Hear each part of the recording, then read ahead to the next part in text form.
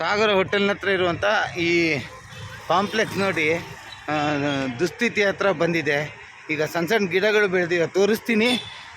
ಮುಂದಿನ ದಿನದಲ್ಲಿ ಇದು ನೋಡಿ ಆ ಗಿಡಗಳು ಬೆಳೆದ್ರೆ ಇಡೀ ಬಿಲ್ಡಿಂಗಿಗೆ ಡ್ಯಾಮೇಜ್ ಆಗೋ ಸಮಸ್ಯೆ ಇದೆ. ನೋಡಿ ಮೇಲ್ಗಡೆ ಎಲ್ಲ ಬೆಳೆದಿದೆ. ಈಗ ಹಿಂಭಾಗದಲ್ಲಿ ತೋರಿಸ್ತೀನಿ ನೋಡಿ. ನಗರಸಭೆಯ ಬಿಲ್ಡಿಂಗ್ ಹಿಂಭಾಗ ಇದು ಹೆಂಗಿದೆ ಅಂದರೆ, ನಾನು ವಿಚಾರ ಏನು ತಿಳಿಸೋದಂದರೆ, ಬಿಲ್ಡಿಂಗ್ ನಗರಸಭೆದು ಇರ್ಬೋದು, ಆದರೆ ಅದರ ತೆರಿಗೆ ಅದೆಲ್ಲ ಕಟ್ಟೋದು ಯಾರು ಅಲ್ವಾ? ಇಲ್ಲಿ ನೋಡಿ, ಈ ದೊಡ್ಡ ಮರ ಹಿಂಗೆ ಬೆಳೆದು ನಾಳೆ ಅತಿ ಎತ್ತರಕ್ಕೆ ಬೆಳೆದ್ರೆ ಈ ಬಿಲ್ಡಿಂಗೇ ಹೊಡೆದೋಗತ್ತೆ. ವಿಚಾರ ನೋಡಿ ಅಷ್ಟೇ. ನೋಡಿ ಅದ್ರ ಬೇರ್ಗಳು ಈಗಲೇ ಬಿಟ್ಕೊಂಡು ನೋಡಿ, full total up to building ಮರ ಬೆಳೆದಿದೆ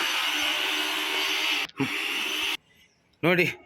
ಎಷ್ಟೆಷ್ಟು ದೊಡ್ಡ ಮರ ಬೆಳೆದಿದೆ. ನಾಳೆ ಈ ಮರವಾಗಿ ಬೆಳೆದ್ಬಿಟ್ಟಂದರೆ ಇಡೀ ಬಿಲ್ಡಿಂಗ್ ಕುಸಿದ್ಬಿಡೋದು, ಇಡೀ ಬಿಲ್ಡಿಂಗ್. ನಾನು ಹೇಳಿದ್ದೀನಿ, ನಮ್ಮ ಕರ್ತವ್ಯ ಅಷ್ಟೇ ಇಂಥದ್ದು ವೀಡಿಯೋಗಳು ಮಾಡೋದು.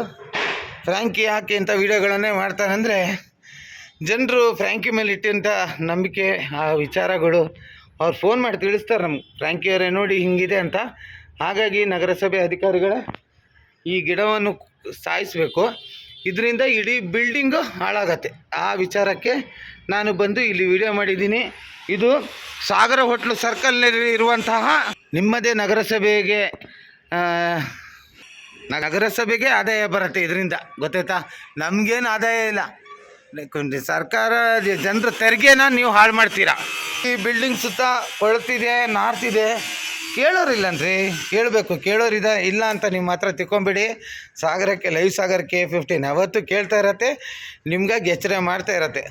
ಓಕೆ, ಅತಿ ಶೀಘ್ರದಲ್ಲಿ ಗಿಡ ತೆರವು ಮಾಡಬೇಕು, ಅದನ್ನು ಕೊಲ್ಲಬೇಕು ಪೂರ್ಣ.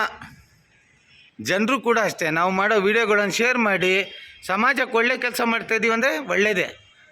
ನೀವು ಕೂಡ ನಮ್ಮ ಜೊತೆ ಕೈ ಜೋಡಿಸ್ಬೇಕಂತ ನಾನು ಸಾಗರದ ಜನರ ಹತ್ರ ಹಾಗೂ ತಾಲೂಕಿನ ಜನರ ಹತ್ರ ಕೇಳ್ಕೊತೀನಿ. ಧನ್ಯವಾದಗಳು. ಅದೇ ಕಾಂಪ್ಲೆಕ್ಸ್ನ ಕೆಳಭಾಗ ಹೋಗೋಣ. ಸೀದಾ ಕೆಳಭಾಗಕ್ಕೆ ಬರ್ತಾಯಿದ್ದೀನಿ ನಾನು. ಕೆಳಭಾಗದಲ್ಲಿ ಹೇಗಿದೆ ಅಂದರೆ, ಯಾರು ಇಲ್ಲಿ ಕಸ ಹಾಕೋಕ್ಕೆ ದೊಡ್ಡಿ ಮಾಡಿಟ್ಟಿದ್ದಾರೆ. ದಯವಿಟ್ಟು ನೋಡಿರಿ, ಯಾರು ಕಸ ಹಾಕ್ತಿರೋ ಬಿಡ್ತಿರೋ ಗೊತ್ತಿಲ್ಲ.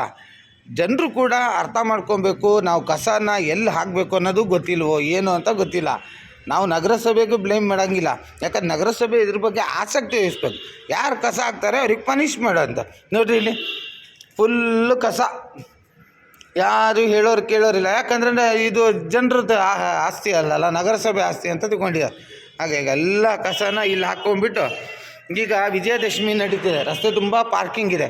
ಎಲ್ಲ ಪಾರ್ಕಿಂಗ್ನ ಇಲ್ಲಿ ವ್ಯವಸ್ಥೆ ಮಾಡಿ, ಕೆಲವರು ಪಾಪ ಹಾಕಿದ್ದಾರೆ, ಒಂದು 3-4 ಗಾಡಿಗಳಿದ್ದಾವೆ, ಅವ್ರಿಗೆ ಕ್ಲೀನಾಗಿ ಒಂದು ಪಾರ್ಕಿಂಗ್ ವ್ಯವಸ್ಥೆ ಮಾಡಿಕೊಟ್ಟು, ಎದುರು ಭಾಗದಲ್ಲಿ ಇನ್ನೊಂದು ಗೇಟ್ ವ್ಯವಸ್ಥೆ ಮಾಡಿದರೆ ಕಸ ಹಾಕೋದು ನಿಲ್ಲತ್ತೆ ಅಂತ ನನ್ನ ಅನಿಸಿಕೆ. ದಯವಿಟ್ಟು ಶಾಸಕರೇ ನೋಡಿ ಹೇಗಿದೆ ಅಂತ, ದಯವಿಟ್ಟು ಇದ್ರ ಬಗ್ಗೆ ನೀವು ಗಮನ ಹರಿಸ್ಬೇಕು. ಶಾಸಕರ ಹತ್ರ ತುಂಬ ಕೇಳ್ಕೊತಾ ಇದ್ದೀನಿ. ಇತ್ತೀಚಿನ ದಿನದಲ್ಲಿ ಸ್ವಚ್ಛತೆ ಬಗ್ಗೆ ನೀವು ತುಂಬ ಗಮನ ಹರಿಸ್ತಾ ಇದ್ದೀರಿ, ಆದರೆ ನಿಮ್ಮ ಗಮನಕ್ಕೆ ಬರಲಿ ಅಂತ ನಾನು ತೋರಿಸ್ತಾ ಇದ್ದೀನಿ ಇದು.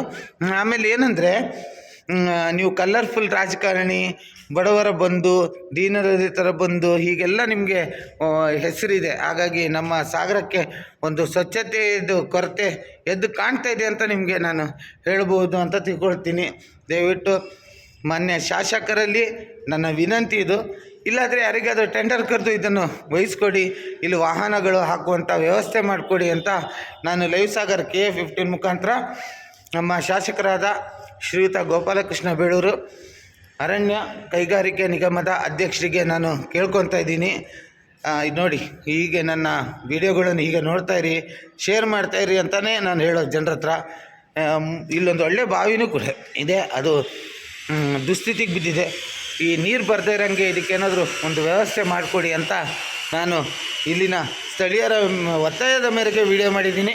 ಇದು ತುಂಬ ಸರ್ತಿ ನಾನು ವಿಡಿಯೋ ಮಾಡಿದ್ದೀನಿ, ಪದೇನೂ ಮಾಡ್ತೀನಿ. ಇದು ಎಷ್ಟು ದಿನ ತನಕ ಸ್ವಚ್ಛತೆ ಆಗಲಿ ಆಗದೇ ಇರಲಿ, ನಾನು ಪದೇ ವಿಡಿಯೋ ಮಾಡಿ ಹಾಕೋದೆ. ದಯವಿಟ್ಟು ಸ್ಥಳೀಯ ನನ್ನ ನಿವಾಸಿಗಳು ಹಾಗೂ ಮತದಾರ ಬಂಧುಗಳೇ ನೋಡಿ, ನೀವು ಶೇರ್ ಮಾಡಿ ಅಂತ ನಾನು ನಿಮ್ಮ ಹತ್ರ ಹೇಳ್ತೀನಿ. ಯಾಕಂದರೆ ಮತದಾರರಿಗೆ ಯಾಕೆ ಎಂತ ಹೇಳ್ತಾ ಇದ್ದೀನಿ ಅಂದರೆ, ನಾವು ಮತ ಹಾಕಬೇಕಾದ್ರೆ ಇದನ್ನೆಲ್ಲ ಕೇಳಿರ್ತೀವಿ. ಹಾಗಾಗಿ ನಾವು ನಿಮ್ಮ ಹತ್ರ ವಿನಂತಿಸ್ಕೊಳ್ತೀನಿ, ಶೇರ್ ಮಾಡಿ. ಸಾಗರನ ಸ್ವಚ್ಛ ನಗರವಾಗಿ ನಾವು ತರುವಂಥ ಜವಾಬ್ದಾರಿ ನಮ್ಮದಾಗಿರುತ್ತೆ.